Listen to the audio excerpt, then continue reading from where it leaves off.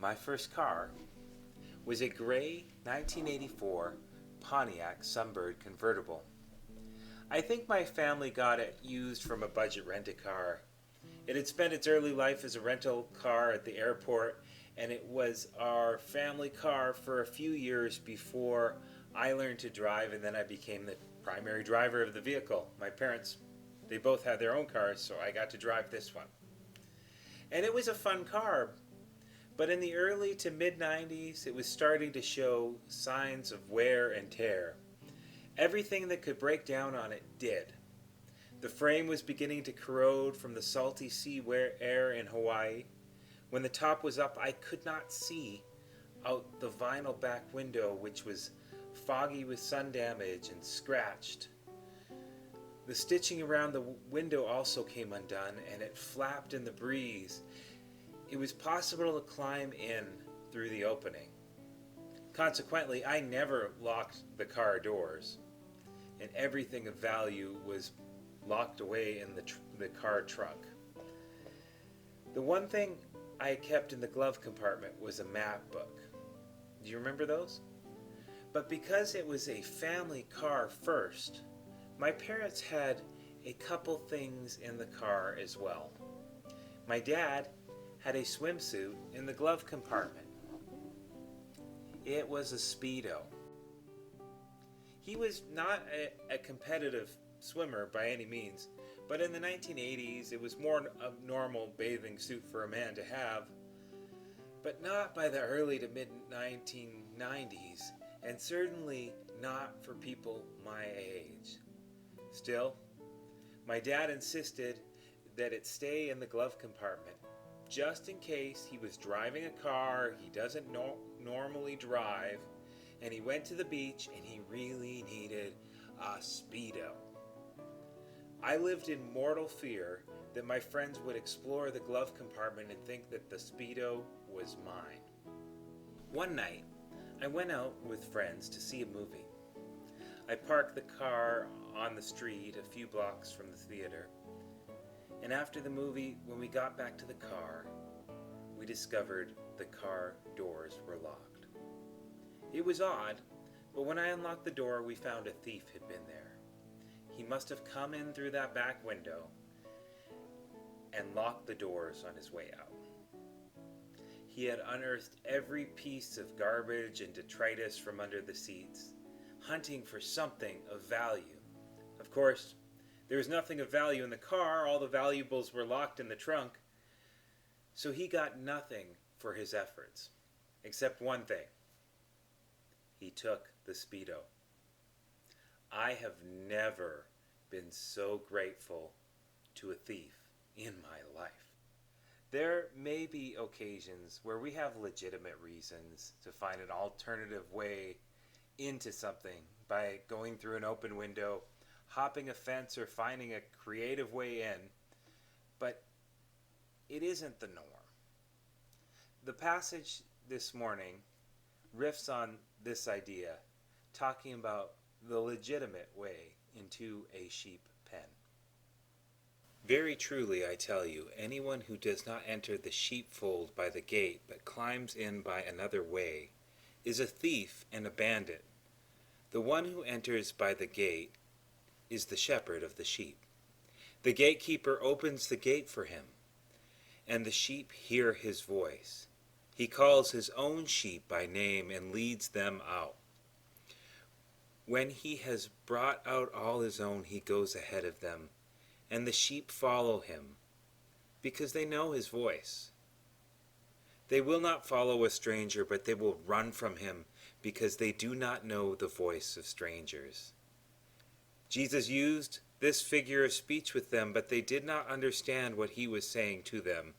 So again Jesus said to them, "Very truly I tell you, I am the gate for the sheep. All who come before me are thieves and bandits, but the sheep did not listen to them. I am the gate. Whoever enters by me will be saved, and will come in and go out and find pasture. The thief comes only to steal, kill, and destroy. I came that they may have life and have it abundantly. We make sense of passages like this in their context. Today is the fourth Sunday of Easter, which is often called Good Shepherd Sunday, because the gospel readings for this day always are centered on John 10, where Jesus says, "I am the Good Shepherd." We are in year A of a 3-year liturgical cycle, so we only get the first 10 verses of that chapter, and Jesus doesn't get around to calling himself the Good Shepherd until verse 11, after our passage. But we do get to hear Jesus say, "I am the gate," which is the third of his so-called I am statements.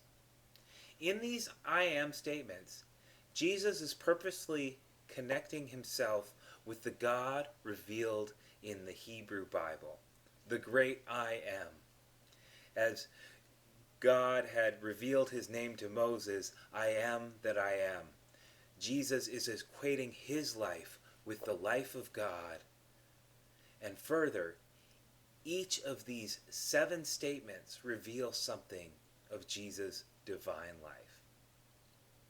Lastly, this passage is part of a larger literary unit within John's Gospel, which includes the whole Good Shepherd discourse of John 10, but also the healing of the blind man in John 9 and the aftermath, which we read together in the weeks leading up to Easter.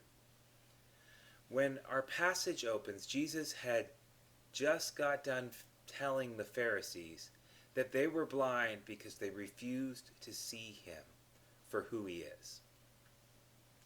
And then Jesus says what he says here, that those who climb over the wall and enter the sheepfold any which way but the front door are up to no good.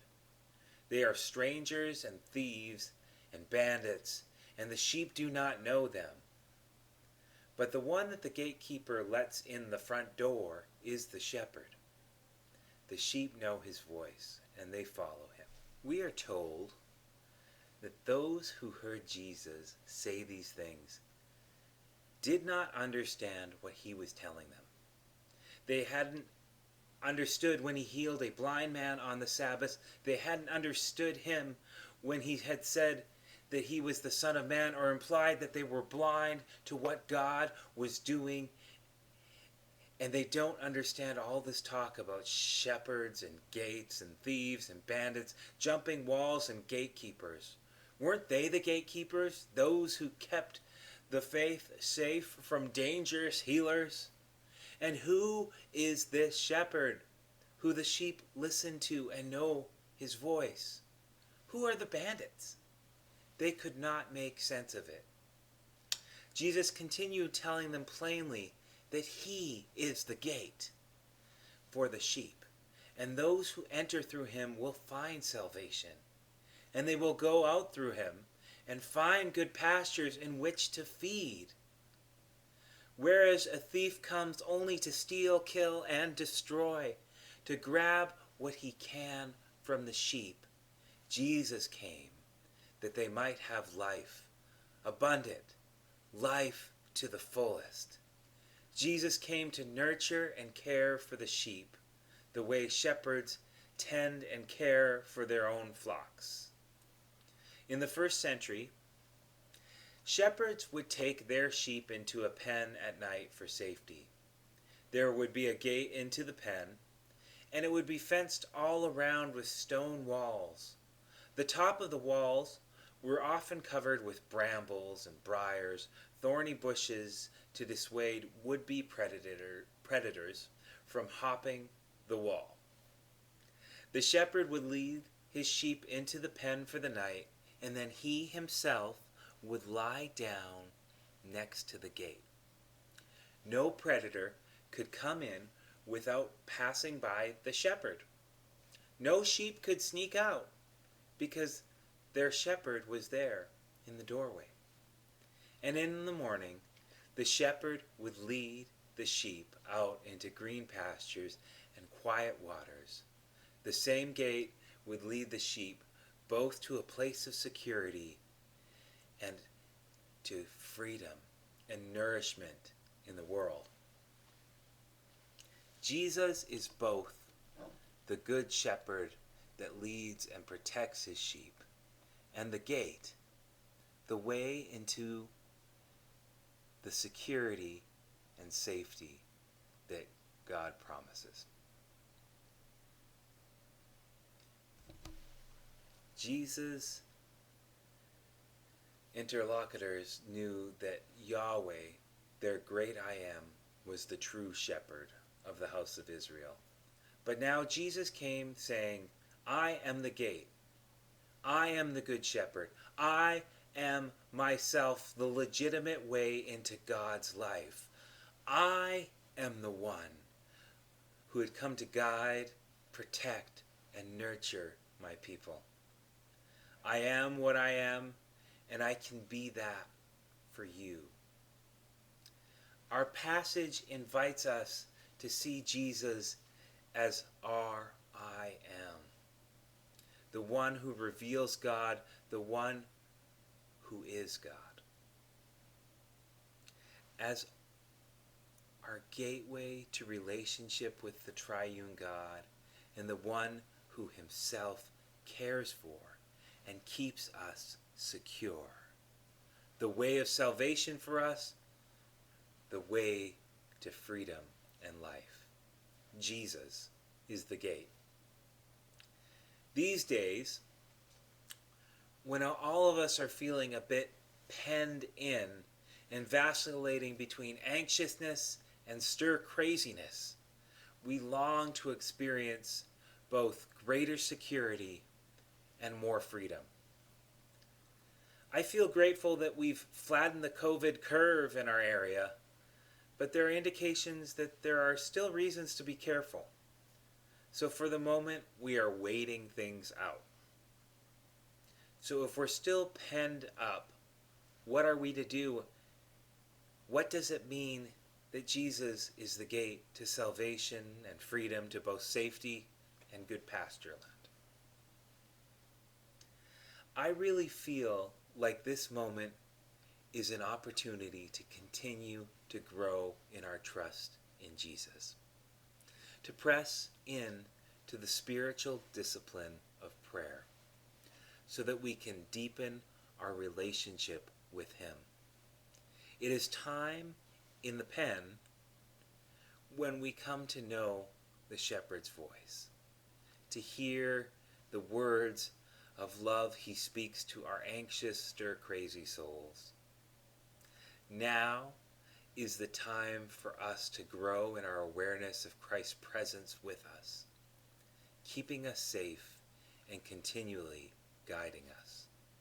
And when thieves and bandits sneak in and strangers call us to walk some other way, we are not dissuaded. We will know the gateway to safety and freedom. We know the care and the strength of our shepherd, and we won't follow the type of false shepherds that are dishonest, corrupt, and want to take advantage of us. The invitation to each of us right now is to know our Jesus and deepen our fellowship with him.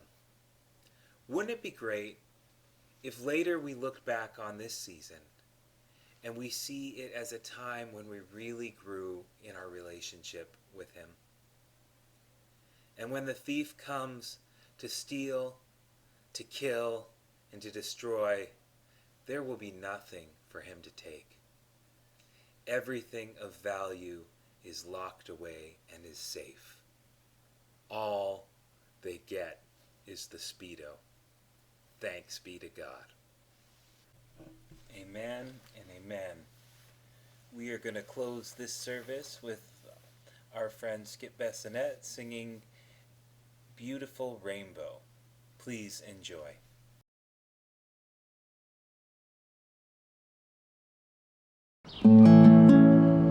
When I see a beautiful rainbow, I think of you. I think of you. Your face shining through the golden sunlight in the sky, in the sky. The flowers, the blue sky, the ocean reminds me of your lasting love. When I see a beautiful rainbow, I think of you. I think of you. The rainbow's bright colors are your laughter. The rain falling down is your tears. When I see a beautiful rainbow, I think of you. I think of you. The sunrise will bring us a new day. May the blessings of God be with you.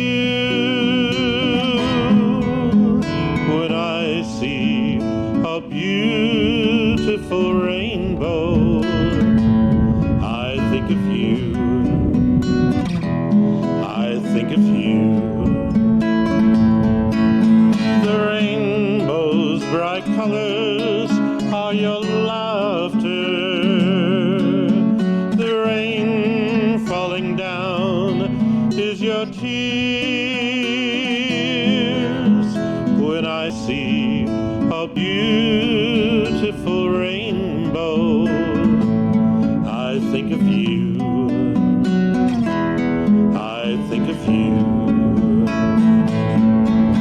The sunrise will bring us a new day. May the blessings of God be with you. When I see a beautiful rainbow, I think of you. I think of you. I think of you.